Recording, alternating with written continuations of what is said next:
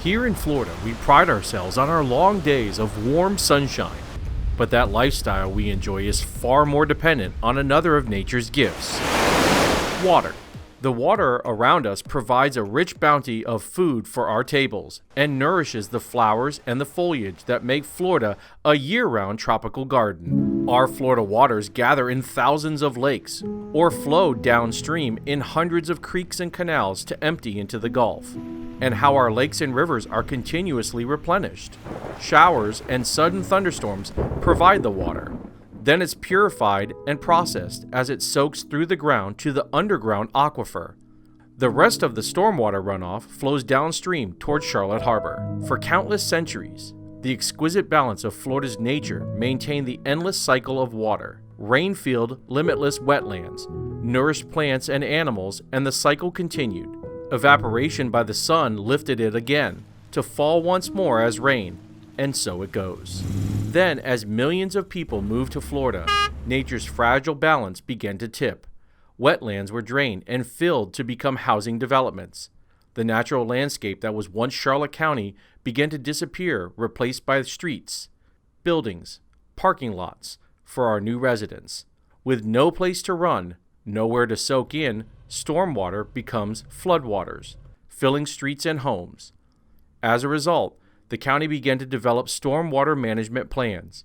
Today, a complex system of man-made drains has replaced nature's drainage system in many parts of the county. We usually think of rain as a blessing. After all, it keeps our plants green and replenishes our underground water supply. Unfortunately, rainwater nowadays is a mixed blessing. Consider what every raindrop falls through before it hits the ground. Industrial emissions and auto emissions fill the sky, including nitrogen oxides from hundreds of thousands of area cars, trucks, vans, and buses. So you can see why rainwater is not always of drinking water quality. Then think about what collects in what we call stormwater, that is, rainwater after it hits the ground. On its way down to the storm drain, rainwater can pick up lawn pesticides and fertilizer, tire rubber off the street, crankcase oil, grass trimmings, fecal matter from wildlife and dogs and cats, and bacteria. All that could contribute to non-point source pollution. Then kids go out and play barefooted in the same water. Is there a way to manage that while using fertilizer in a way that won't negatively impact our water quality? Yes, if you do it correctly, there should be no leaching or runoff. Now, the slow-release nitrogen portion, of course, helps with that too.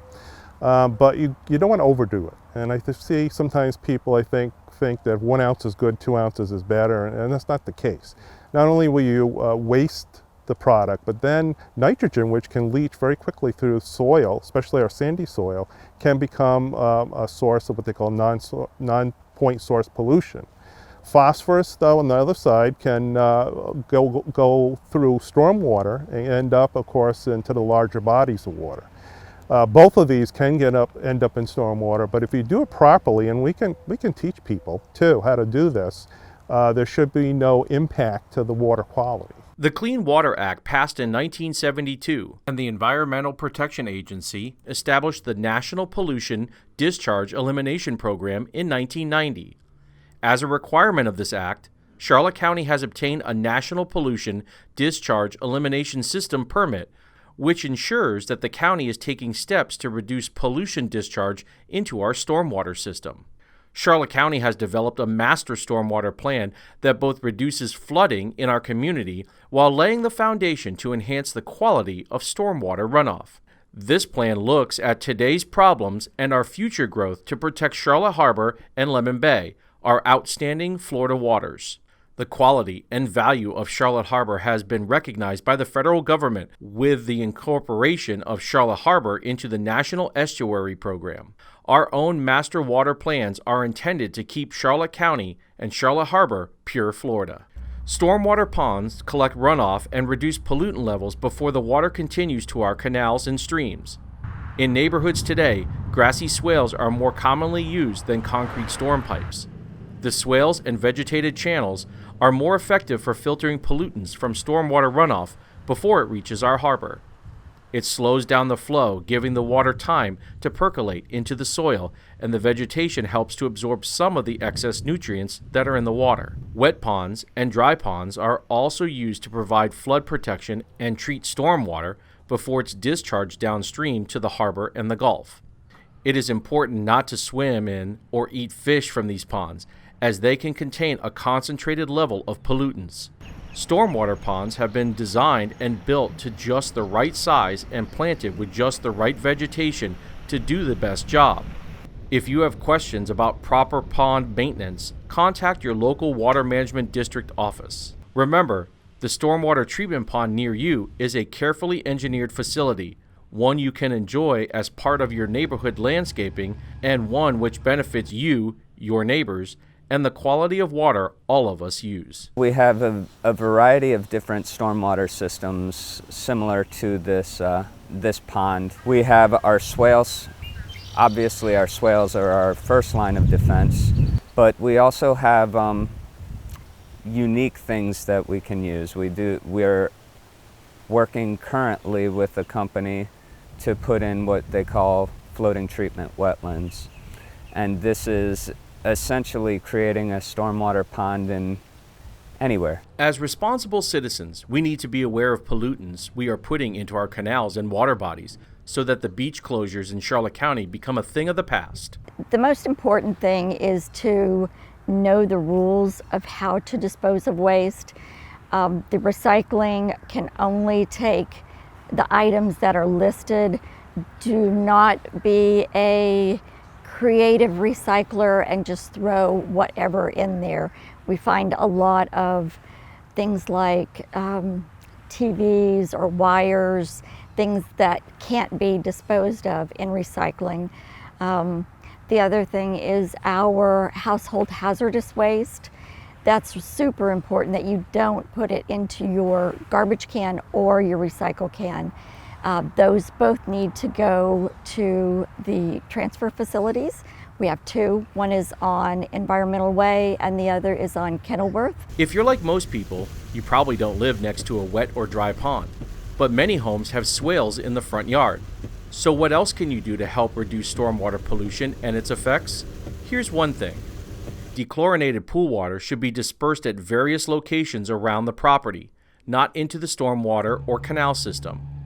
A concentration of chlorinated pool water entering a pond or stream can kill fish and tiny aquatic animals. Instead of using harsh chemicals to clean your driveway, use soap and water and a broom and sweep it into your yard, not into the street. When you wash your car or truck or boat, pull it over into the yard where the soapy runoff will be filtered by your grass. It won't harm your yard, and it will help reduce the need for fertilizer. If you need to use pesticides on your grass, flowers, or bushes, check the label. Consider using IPM, or Integrated Pest Management. IPM is a series of strategies and tools that first positively identify the pest. Pests can be monitored and the proper action taken to suppress them to a level we can live with. These actions may include cultural, mechanical, and biological controls. Chemical controls are still in our toolkit, but use least toxic first, including materials such as horticultural oils and insecticidal soaps as per label directions. Even better, select the right plants for the right place, which may include those that are tolerant to pests and appropriate for your property. Maintenance time is cut, fewer pesticides and less water are needed. Finally, when you trim or mow your yard, make sure your clippings do not end up in the street or the canal. Sweep or blow them into your yard or clean them up and deposit them in the trash. But what about at work? We often think that pollution is a problem caused by large, faceless industries with smoke pouring from giant stacks. But consider some of these examples of small business pollution that can be seen every day around the South Florida area. A pipe or hose running from a small manufacturing company to a ditch behind their building. 55-gallon drums sitting unprotected and rusting in the weather. They could be leaking any number of contaminants into the soil and water. A gas station attendant washing all the day's spilled gasoline and oil into the street. Old automotive batteries stacked and stored beside an auto repair shop. All of our development activities have an impact on the environment. It is our responsibility to reduce and eliminate as many of the detrimental impacts as we can. Illegal dumping, for instance, last calendar year, we had approximately 2,000 incidents of illegal dumping and or illicit discharges that were detected. A lot of our illegal dumping ends up in our right-of-ways or in our swales.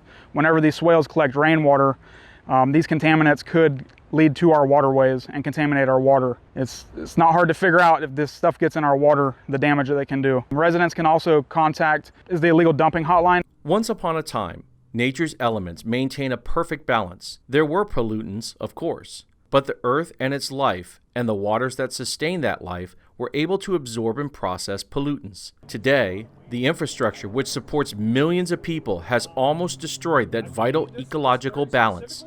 But even in an age of technology, rainwater must still be cleansed and absorbed by the earth or make its way to the aquifers or the sea as it always has. Except now, it's up to us to maintain the balance we've disrupted. Together, we can restore and maintain the balance and maintain for future generations the quality of life we enjoy today as Floridians. Thanks for joining us.